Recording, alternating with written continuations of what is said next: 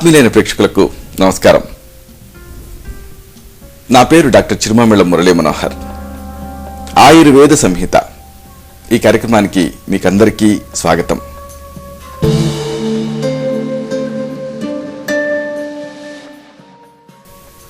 ఈ కార్యక్రమంలో ఒక ముఖ్యమైన విషయాన్ని, ప్రాచీన ఆయుర్వేద రహస్యాల్ని తెలుసుకోబోతున్నారు. ఆకలింపు చేసుకొని ఆచరిస్తే ఈ అంశాలు మీ మొత్తం జీవితాన్ని అనూహ్యంగా మార్చేస్తాయి, సంపూర్ణమైన ఆరోగ్యాన్ని తిరిగి పొందేలా చేస్తాయి.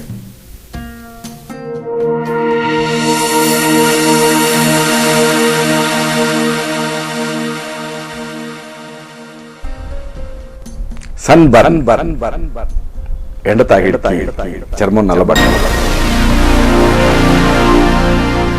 చాలా సాధారణమైన సమస్య.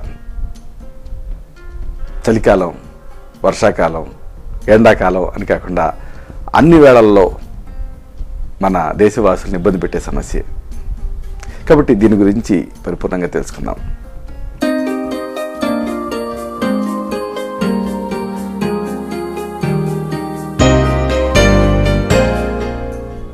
సన్బర్న్ అసలు ఏమిటిది?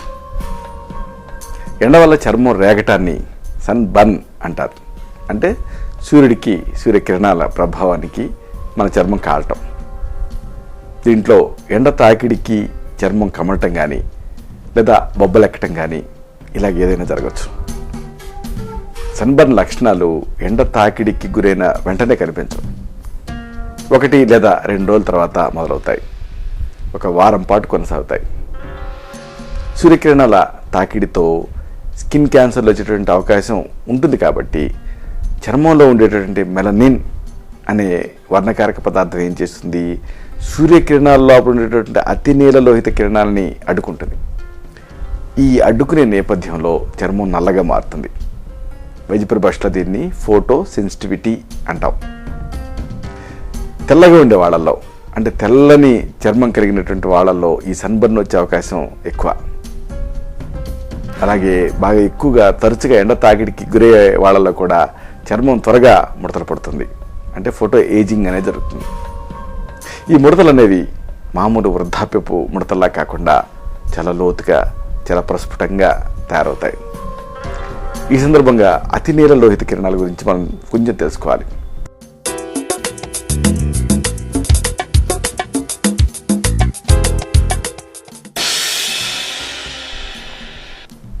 సూర్యకిరణాల్లో ఉండేటటువంటి అతి నీలలోహిత కిరణాలు, అంటే యూవీ కిరణాలు అనేవి, యూవీ రేస్ అనేవి సన్బర్న్ని కలిగిస్తాయి. ఈ సందర్భంగా నీడ ద్వారా మీరు కొన్ని నిజాలు గ్రహించవచ్చు. ఈ నీడ చెప్పే నిజాలని మనం తెలుసుకుందాం.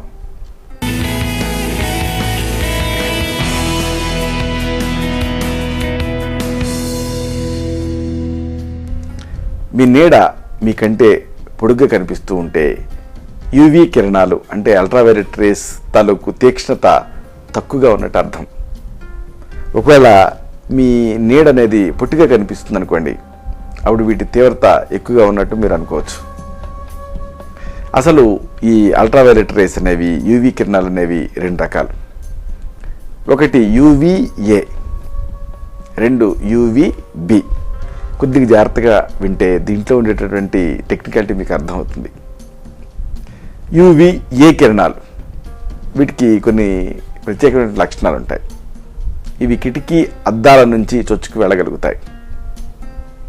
అలాగే ఎత్తు, వాతావరణాల ప్రభావం వీటి మీద ఉండదు.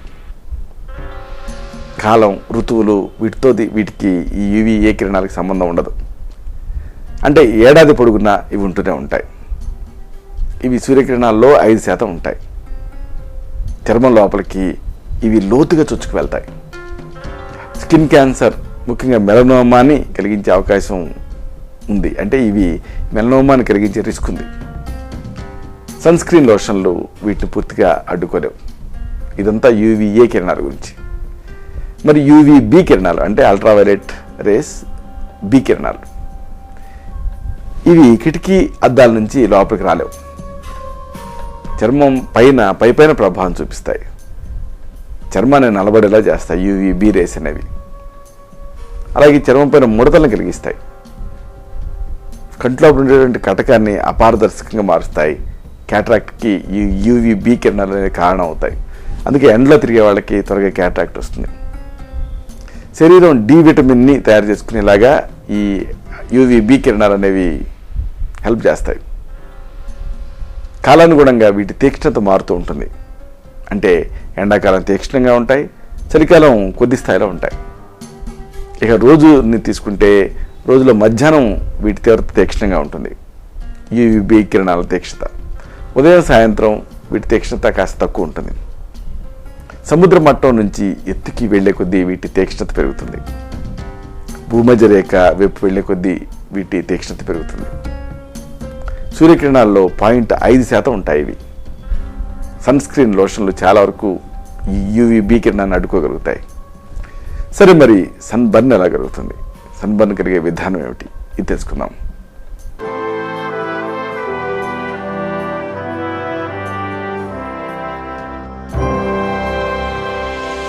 ముఖ్యంగా బొబ్బలు తయారయ్యే విధానాన్ని ముందు తెలుసుకోవాలి.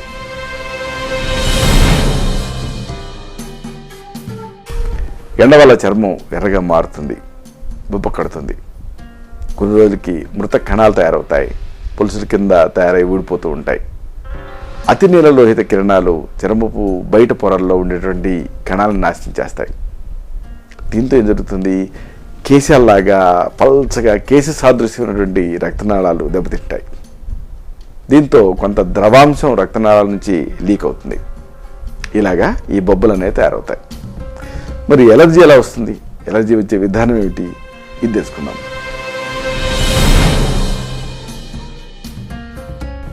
చర్మలో ఉండేటువంటి ప్రోటీన్లు సూర్యకిరణాలతో కానీ సన్ స్క్రీన్ ప్రొడక్ట్స్తో కానీ విభేదిస్తాయి, ఎలర్జీని కలుగజేస్తాయి. దీన్ని ఫోటోటాక్సిసిటీ అంటారు. సూర్యకిరణాలు సన్ స్క్రీన్ పదార్థాల్లో ఉన్నటువంటి అంశాలు శరీరం లోపలికి ప్రవేశించినప్పుడు హానికరంగా మారతాయి. కాబట్టి వాటిని యాంటీజెన్స్ అంటాం. వీటికి వ్యతిరేకంగా పోరాడేందుకు మన శరీరం ఏం చేస్తుంది? ప్రతిరక్షక కణాలు తయారు చేసుకుంటుంది. వీటిని యాంటీబాడీస్ అంటాం. ఇవి అంటే ఈ యాంటీబాడీలు తయారైనప్పుడల్లా కూడా అప్రమత్తం అవుతూ ఎలర్జిక్ రియాక్షన్ కలగజేస్తూ ఉంటాయి. అంటే ఫోటో ఎలర్జీ అనేది వస్తుంది. మరి క్యాన్సర్ తయారయ్యే విధానం కూడా మీరు తెలుసుకోవాలి.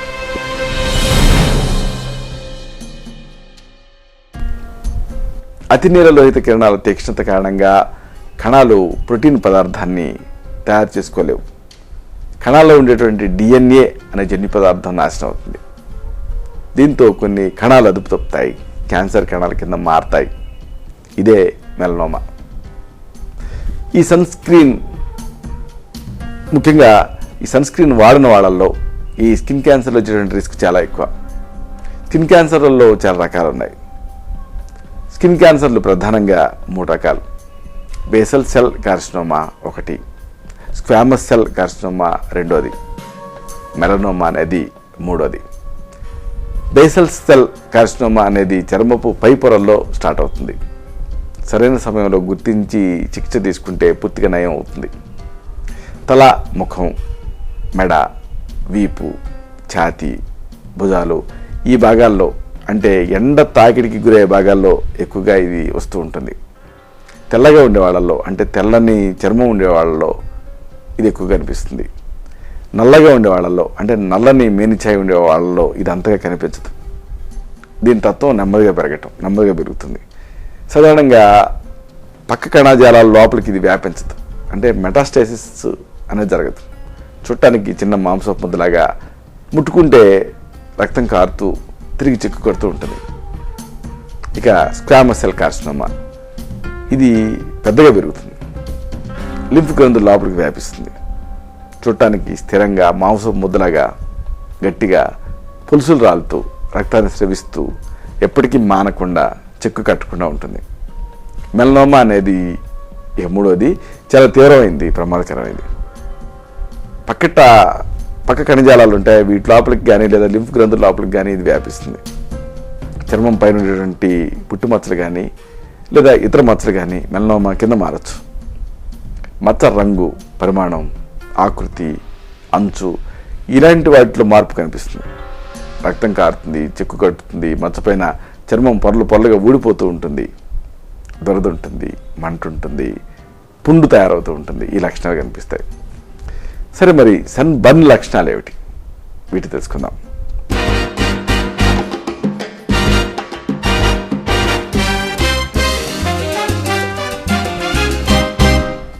First degree burns.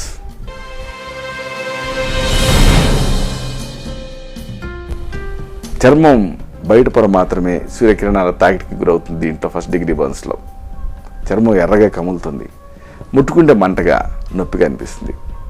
ఇక సెకండ్ డిగ్రీ బర్న్స్.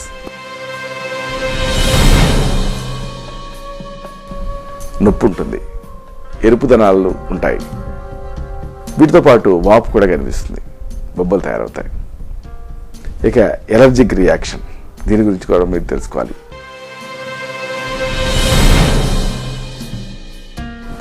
ఎర్రటి దద్దురు కనిపిస్తుంది, ముఖం ఉబ్బరిస్తుంది, చర్మం కదుములుగా గడ్డలుగా తయారవుతుంది. ఇక క్యాన్సర్ కింద మారినటువంటి చర్మపు మచ్చలు, వీటిని కూడా మీరు తెలుసుకోవాలి.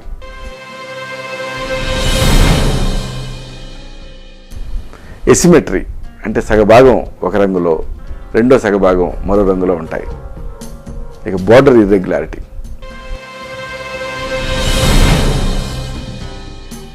అంటే ఎగుడు దిగుడుగా అసమంగా ఈ అంచు అనేది ఉంటుంది. ఇక మూడు కలర్. మచ్చంతా ఒకే రంగులో కాకుండా రకరకాల రంగుల్లో కనిపిస్తుంది. ఇక తర్వాత డయామీటర్.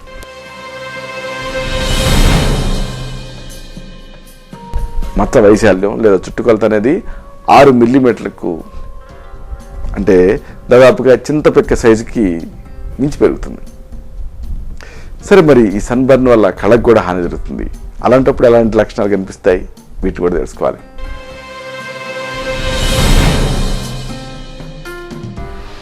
కళ్ళ మంటలుంటాయి, కళ్ళలో ఏదో నలక పడినట్టుగా మెరమెరలాడుతూ ఉంటుంది. కాంతిని తట్టుకోలేరు, ఫోటోఫోబియా అంటాం దీన్ని. ఐరిస్ కానీ లేదా కార్నియా కానీ ఇన్ఫ్లేమ్ అవుతుంది, అవటం వల్ల ఈ కాంతిని తట్టుకోలేరు. చూపు మసకబారుతుంది, లేదా కళ్ళు కనిపించకుండా పూర్తిగా బ్లైండ్ అయిపోతారు. ఎందుకంటే రెటీనా దెబ్బతింటుంది కాబట్టి, అంటే కటకం అపారదర్శకంగా మారుతుంది కాబట్టి. సరే, మరి ఈ సన్ బర్న్ని ఎక్కువ చేసే అంశాలు ఉంటాయి. ఈ రిస్క్ను కూడా మీరు తెలుసుకోవాలి.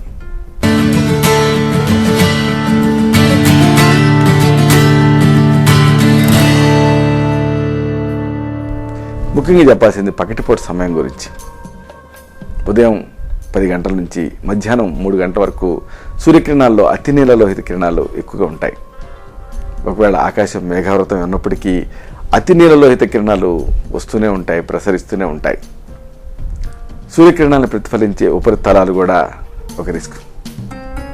నీల సరస్సులు, లేత రంగులో ఉండేటువంటి ఇసుక దిబ్బలు, కాంక్రీట్ భవనాలు, మంచు, ఇలాంటివన్నీ. ఇక ఋతువులు, ఇవి కూడా ఈ సన్బర్న్ని కలగజేస్తాయి. వసంత ఋతువు, గ్రీష్మ ఋతువు, ఈ ఋతువులలో ఈ బర్న్ ఎక్కువ. ఇక ఎత్తు వల్ల కూడా ఈ సన్బర్న్ అనేది జరుగుతూ ఉంటుంది. ఆల్టిట్యూడ్ ఎత్తుకు వెళ్లే కొద్దీ వాతావరణం తగ్గుతుంది, అతి నీలలోహిత కిరణాల వడపోత తగ్గుతుంది. పైగా ఈ ఇంత ఎత్తులో కిరణాల తీక్షణత పెరుగుతుంది. ప్రతి 1000 అడుగులకి యూవీ కిరణాల తీక్షణత 4% చొప్పున పెరుగుతూ ఉంటుంది. ఇక తర్వాత భూమధ్య రేఖ, ఇది కూడా ఒక రిస్కే. అంటే ఈ రేఖకి దగ్గర అవుతున్న కొద్దీ సూర్యకిరణాల తీక్షణత పెరుగుతుంది. ఇక తర్వాత ఒక ప్రేరకం మందులు. చాలా రకాల మందులు ఈ సన్బర్న్ని ఉధృతం చేస్తాయి. సల్ఫా డ్రగ్స్, డయూరిటిక్స్, నొప్పి మందులు, హార్మోన్ మందులు, ముఖ్యంగా ఓరల్ పిల్స్, ఇలాంటివి. ఇక కొన్ని వ్యాధుల్లో కూడా సన్బర్న్ ఎక్కువ అవుతుంది. అంటే కొన్ని వ్యాధుల్లో ఈ సన్బర్న్ రిస్క్ ఎక్కువ. ఉదాహరణకు డయాబెటీస్, మధుమేహం, psoriasis, rheumatoid arthritis, haemophilia, bleeders disease అంటాం, HIV, idiopathic thrombocytopenic purpura, ITP అంటాం. ఇలాంటి వాటిలో సన్బర్న్ ఎక్కువ అవుతుంది. సరే, మరి ఈ సన్బర్న్ ఎలా నివారించుకోవాలి? నివారణ పద్ధతులు ఏమిటి? వీటిని తెలుసుకుందాం.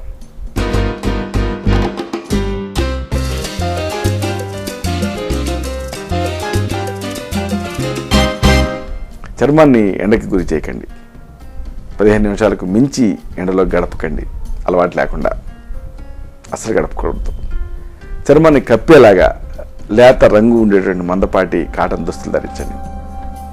అంచు ఉండేటువంటి టోపీ కనీసం ఒక 4 అంగుళాలు కానీ లేదా 10 సెంటీమీటర్లు అంచు కానీ ఉండాలి ఈ టోపీకి. ఇలాంటి టోపీని ధరించండి. కళ్ళకి హాని జరగకుండా నల్ల కళ్ళద్దాలు, చలవ కళ్ళద్దాలు ఇలాంటి వాటిని ధరించండి. స్విమ్ చేసేటప్పుడు, నీళ్ళలో ఈదులాడేటప్పుడు కూడా చర్మాన్ని కాపాడేలాగా ఈ దుస్తులు ధరించండి. ఇక అశ్రద్ధ చేయకుండా కొన్ని సందర్భాలు ఉంటాయి. వీటి కూడా మీరు తెలుసుకోవాలి. జాగ్రత్త పడాల్సిన సందర్భాల మీద మీకు అవగాహన ఉండాలి.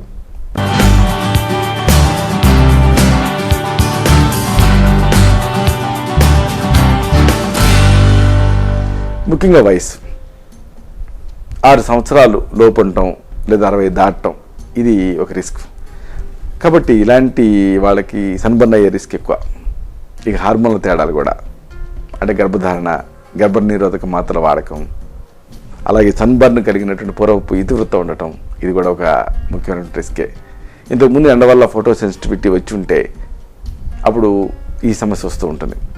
కుటుంబంలో ఎవరికైనా స్కిన్ క్యాన్సర్, ముఖ్యంగా మ్యాలిగ్నెంట్ మెలనోమా వచ్చి ఉంటే కూడా ఈ సమస్య రావచ్చు. అలాగే కొన్ని రకాల చర్మ వ్యాధులు కూడా ఒక రిస్కే. చిన్నతనం నుంచి ఏదైనా సోరియాసిస్, ఎగ్జిమా ఇలాంటి చర్మ వ్యాధి ఉంటే అప్పుడు ఈ సమస్య వస్తూ ఉంటుంది. అలాగే చర్మం తేలిగ్గా కమలటం కూడా, కందిపోవటం కూడా ఒక రిస్క్. ఇక పుట్టుమచ్చలలో మార్పులు చోటు చేసుకోవటం కూడా ఒక రిస్క్. చర్మం పైన మచ్చలు ఎక్కువ సంఖ్యలో అస్తవ్యస్తంగా పెద్ద ఆకారంలో పెరిగితే అప్పుడు ఆ తర్వాత అది స్కిన్ క్యాన్సర్లోకి మారుతుంది. సన్బర్న్ ఇలాంటివన్నీ కంట్రిబ్యూట్ చేస్తూ ఉంటాయి. ఇక ఆల్కహాల్ ప్రభావం కూడా ఉంటుంది. ఆల్కహాల్ ఎక్కువగా తీసుకోవటం వల్ల ఈ సమస్య వస్తూ ఉంటుంది. ఆల్కహాల్ అలవాటుని హఠాత్తుగా వదిలిపెట్టడం వల్ల కూడా ఈ సమస్య వస్తుంది. అలాగే ధూమపాన దుష్ఫలితంగా కూడా ఈ సమస్య వస్తూ ఉంటుంది. సిగరెట్లు ఎక్కువగా తాగే వాళ్ళలో ఈ సమస్య ఎక్కువ. సరే, మరి ఈ సమస్య మీకుంది, దీనికి ప్రాథమిక వైద్యం ఏమిటి ఇది తెలుసుకుందాం.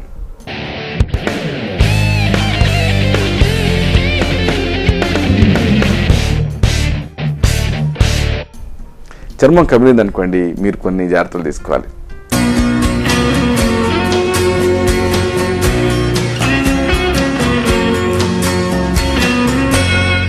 చల్లని నీళ్ళతో స్నానం చేయండి. చర్మం కమిలినప్పుడు చల్లగా ఉండేటువంటి, మెత్తగా ఉండేటువంటి కాటన్ దుస్తులు ధరించండి. ప్రశాంతమైన వాతావరణంలో, చల్లటి వాతావరణంలో విశ్రాంతి తీసుకోండి. ఎక్కువగా ద్రవాహారాలు తీసుకోండి. చల్లటి పాలు, చన్నీళ్లు రెండు సమాన భాగం కలిపి మెత్తని బట్టను ముంచి చర్మం మీద ఎక్కడైతే కమిలిందో అక్కడ అద్దండి. అలాగే గ్లాస్ చన్నీళ్ళకి చెంచాడు వంట సోడా కలిపి చర్మం పైన ప్రయోగించండి. ఈ చర్మం ఒరుసుకుపోయి మంట పుడుతూ ఉంటే మంచి గంధాన్ని, అంటే శాండల్వుడ్ని సాండ్రాయి మీద అరగదీసి దాన్ని పూయండి. బంగాళదుంపలు కానీ, దోసకాయలు కానీ సన్నగా కోసి చర్మం పైన ఉంచండి. లేదా మొక్కజొన్న పిండిని నీళ్ళతో కలిపి పేస్ట్లా చేసి చర్మం పైన పూయండి. మరి బొబ్బలు ఏర్పడితే ఏం చేయాలి ఇది కూడా తెలుసుకుందాం.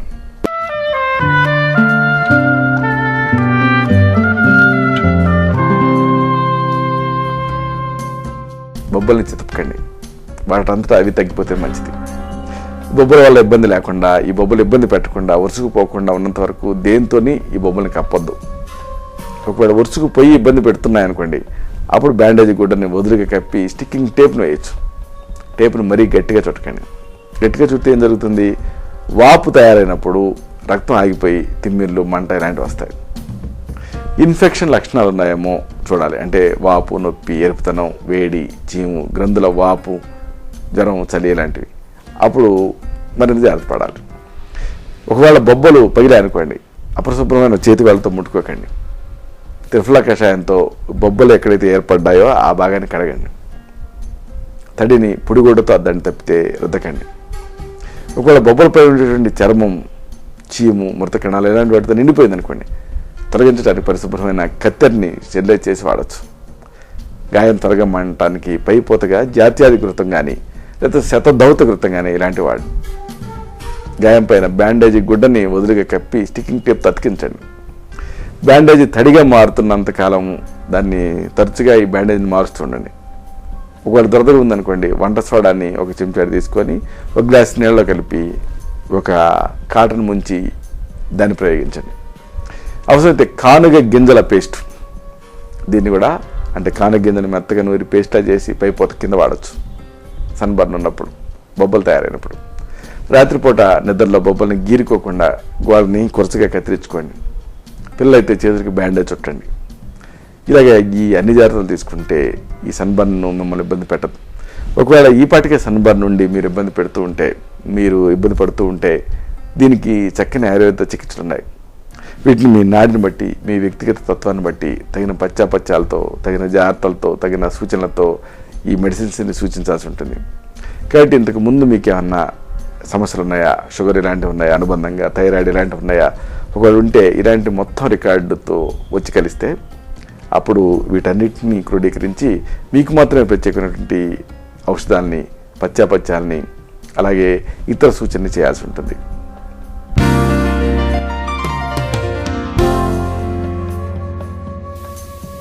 చూశారు కదా, ఇది విషయం. ఈ కార్యక్రమం మీకు ఉపయోగపడుతుందని ఆశిస్తాను. అలాగే ఇందులోని విషయాల మీద మీకు అవగాహన పెరిగిందని భావిస్తాను. దీనిలోని విషయాలు నలుగురికి చేరేలాగా, 10 మందికి ఉపయోగపడేలా మీ వంతు సహాయం మీరు చేయండి.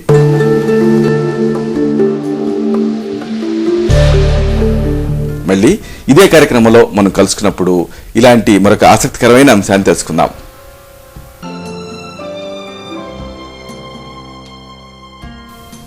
శతం జీవ శరదో వర్ధమానః, శతం హేమంతాన్ శతం వసంతాన్. 100 శరత్తులు, 100 హేమంతాలు, 100 వసంతాలు వర్ధిల్లుతూ జీవించండి.